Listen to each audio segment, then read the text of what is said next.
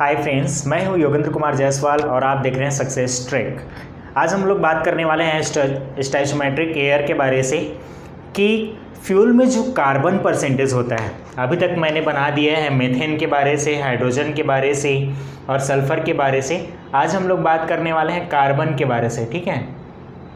सिर्फ सी, इसको ऐसे लिख लेते हैं, कार्बन के बारे से।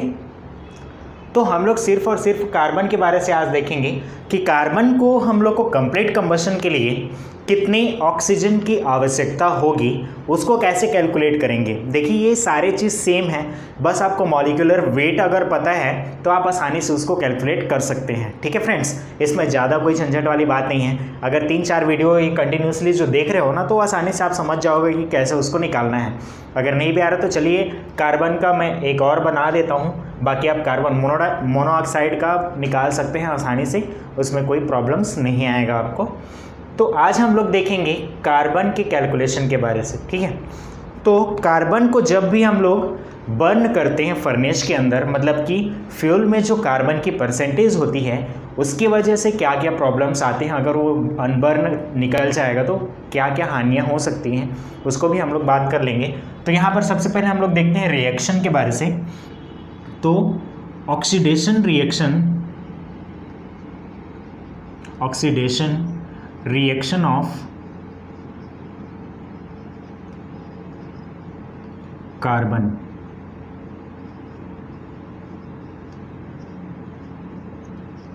ठीक है। तो ऑक्सीडेशन रिएक्शन में हम लोग देख लेते हैं कि कैसे रिएक्ट करता है। तो देखिए जो कार्बन होता है, कार्बन को किससे डिनोट करते हैं, सी से, प्लस ये ऑक्सीजन के साथ रिएक्ट करके क्या बनाता है, कार्बन डाइऑक्साइड बना लेता है, CO2, ठीक है। तो जब भी फर्नेस के अंदर, ये कहाँ रह गया, इनसाइड द फर्नेस, तो जब भी फर्नेस के अंदर कार्बन जो है ऑक्सीजन के साथ रिएक्ट करता है तो वो क्या बना लेता है, कार्बन डाइऑक्साइड बना लेता है। और ये कार्बन डाइऑक्साइड को हम लोग को प्रॉपर बर्न करने के लिए हम लोग को कितनी एयर की आवश्यकता होती है उसके बारे से चलिए कैलकुलेट कर लेते हैं। तो देखिए सबसे पहले तो हम लोग को बैलेंस करना पड़ेगा, बैलेंस ऑफ ऑल रिएक्शन। ये तो पता ही होगा आपको, ये क्या कहलाता है आपका,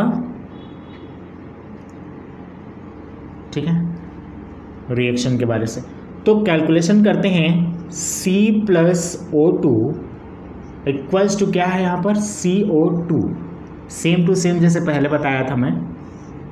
यहाँ पर बैलेंस कैसे कर सकते हैं, देखिए इन बैलेंस से उसको बैलेंस करना है। तो कार्बन का यहाँ पर एटम्स कितने हैं, 1, ऑक्सीजन के कितने हैं, 2 हैं। आपको पहले भी बताया हूँ, अगर वो इंडिविजुअल है तो 2 रहेंगे, अगर वो किसी के साथ में है तो वो 1 हो जाते हैं। यहाँ पर कितना है, कार्बन की 1 और ऑक्सीजन के कितने हैं, 1 है यहाँ पर भी। तो देखिए इनका जो रिएक्शंस है वो इनबैलेंस है, तो इसको बैलेंस में करने के लिए क्या करना पड़ेगा, जो ऑक्सीजन के 2 भाग हैं उसको 1 भाग कर दो, या तो यहाँ पर जो ऑक्सीजन है उनको 2 भाग कर दो। तो ज़्यादा अच्छा है कि हम लोग यहाँ पर ऑक्सीजन को क्या कर दें, 1 भाग कर दें, मतलब कि इसके divided by 1/2 into oxygen percentage कर देंगे। तो क्या हो जाएगा, अब ये 1/2 इंटू 2 हो जाएगा, मतलब कि ये 2 × 2 कट गया, बचा क्या, 1। तो अभी अब क्या हो गया, ऑक्सीजन और कार्बन सभी बैलेंस में हो गए। तो इसकी वजह से जो रिएक्शन हम लोग को प्राप्त हुआ है, ये जो रिएक्शन प्राप्त हुआ है, कौन सा रिएक्शन प्राप्त हुआ है, C + 1/2 और O2 इक्वल्स टू CO2 प्राप्त हुआ है। अब यहीं से ही हम लोग को कैलकुलेट करना है, जो स्टोमैटिक एयर हम लोग प्रोवाइड करेंगे कि 1 kg ऑफ कार्बन को आपको जलाने के लिए कितना आपको एयर की आवश्यकता होगी या फिर ऑक्सीजन की आवश्यकता होगी। तो चलिए कैलकुलेट करके देख लेते हैं। यहाँ पर सबसे पहले आपको पता होना चाहिए molecular weight,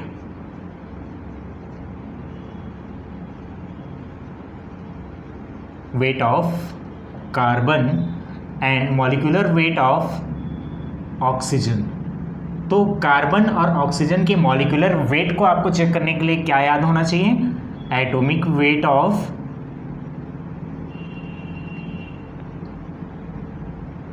carbon and atomic weight of oxygen.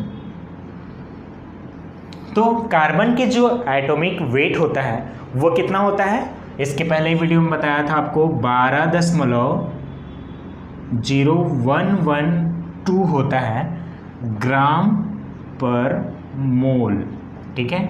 और ऑक्सीजन के जो मॉलिक्यूल्स होते हैं उनका एटॉमिक वेट यहाँ पर कितना होता है 15.9994 होता है। लेकिन ये ऑक्सीजन क्या है, 2 पार्टिकल्स में है, इसीलिए ऑक्सीजन की 2 पार्टिकल्स हैं तो इसलिए इसको इंटू 2 किया जाएगा, ठीक है। तो अब ये कितना आ जाएगा 31.9988 ग्राम पर मोल, ठीक है। यहाँ तक समझ में आया।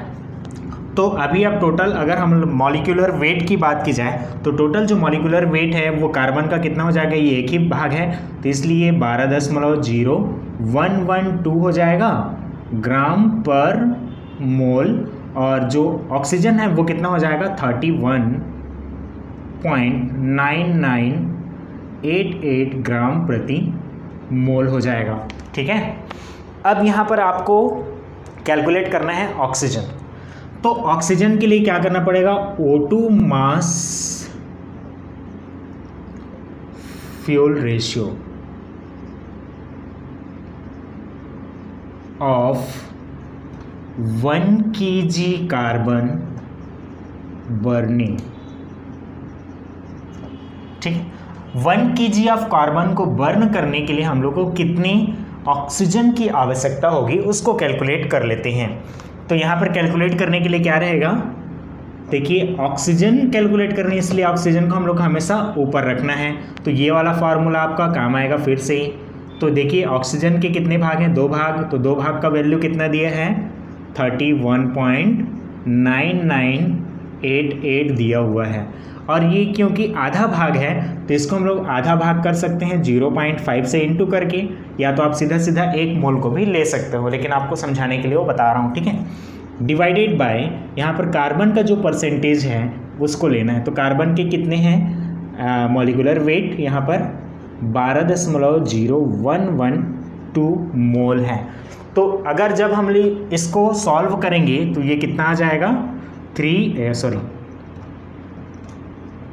1.33 kg ऑफ ऑक्सीजन। मतलब कि यहाँ से क्या फाइंड आउट हो गया, 1 kg ऑफ कार्बन को बर्न करने के लिए आपको कितना kg ऑक्सीजन की आवश्यकता होगी, तो 1.33 kg ऑफ ऑक्सीजन की आवश्यकता होगी। लेकिन आपको पता ही होगा जो एटमॉस्फेयर में ऑक्सीजन का जो वेट है, वेट के अकॉर्डिंग अगर देखा जाए तो 23% क्या होता है ऑक्सीजन होता है। अगर वॉल्यूम के अकॉर्डिंग देखा जाए तो 21% क्या होता है ऑक्सीजन होता है। तो यहाँ पर हम लोग सबसे पहले वेट यहाँ पर कैलकुलेट किए हैं, तो वेट का देख लेते हैं। तो अगर हम लोग एयर की बात की जाए एटमॉस्फेयर में, तो वेट की बात की जाए तो कितना आ जाएगा 1.33 डिवाइडेड बाय 23% क्या है वेट के अकॉर्डिंग है 23% इंटू 100 इक्वल्स टू ये कितना आ जाएगा 5.79 kg ऑफ एयर की आवश्यकता होगी। मतलब हम लोग को 1.33 kg ऑफ ऑक्सीजन लेने के लिए हम लोग को 5.79 kg ऑफ एयर की आवश्यकता होगी, क्योंकि एटमॉस्फेयर में एयर का जो परसेंटेज है वो कितना है 23% है बाई वेट के अनुसार। तो इसीलिए हम लोग को ज़्यादा एयर की आवश्यकता पड़ेगी, तभी वहाँ से हम लोग को ऑक्सीजन उतना प्रॉपर बर्निंग के लिए मिल पाएगा। नेक्स्ट अगर देख लेते हैं, अगर इसी में हम लोग को वॉल्यूम के अनुसार अगर बोला जाए, क्योंकि जो APH होता है वो वॉल्यूम में होता है जनरली, केजी में तो उसको कैलकुलेट नहीं करते हैं, तो बाई वॉल्यूम में अगर देखा जाए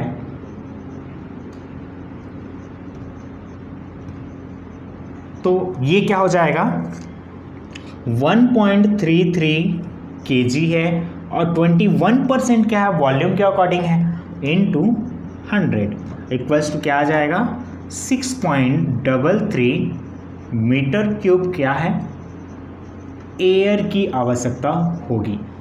तो अगर मीटर क्यूब में बात की जाए तो 6.33 kg मीटर क्यूब और केजी में बात की जाए तो 5.79 kg एयर की आवश्यकता होगी हम लोग को 1.33 kg ऑफ ऑक्सीजन के लिए और 1 kg ऑफ कार्बन को बर्न करने के लिए।